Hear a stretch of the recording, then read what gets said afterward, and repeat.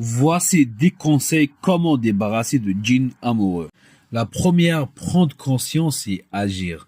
Agir, ça veut dire le djinn amoureux.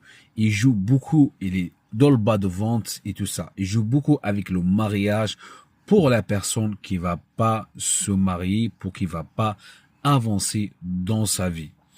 Aussi, s'il est dans un couple, il est en douceur, il est discret. On ne peut pas le détecter comme ça, sauf avec des symptômes parfois. Et surtout, faut connaître ces signes pour se libérer. La deuxième, éloigne-toi de haram.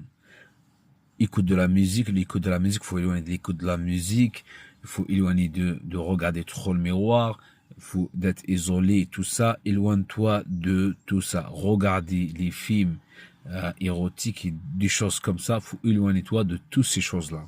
Il faut pas rester aussi peu habillé à la maison, il faut mettre des vêtements et tout ça, faut pas, un exemple, rester presque nu parfois à la maison.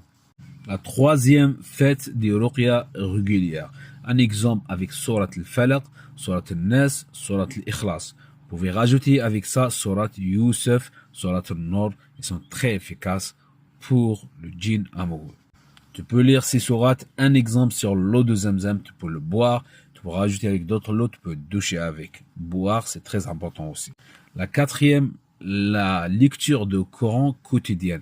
Il faut faire un wird yaoumi chaque jour, une partie de Coran. Vous devez pas passer la journée sans la lire, bi'idhnillah. Parce que le djinn amoureux, il n'aime pas le dhikr, l'invocation, il n'aime pas que vous lire le Coran.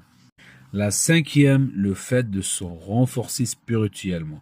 Le fait, un exemple, de faire la prière à l'air, le fait de faire des invocations, surtout un exemple l'invocation.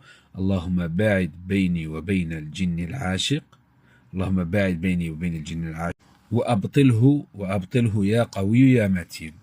La sixième, le fait de apprendre l'unicité d'Allah subhanahu wa ta'ala, at-tawhid.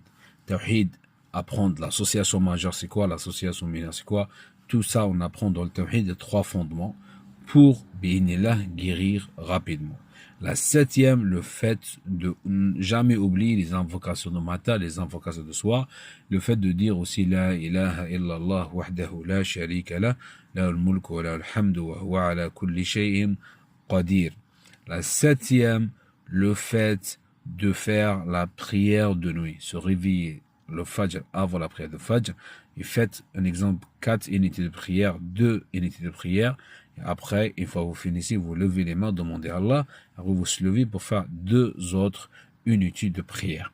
C'est très très important, bi'idhnillah. Après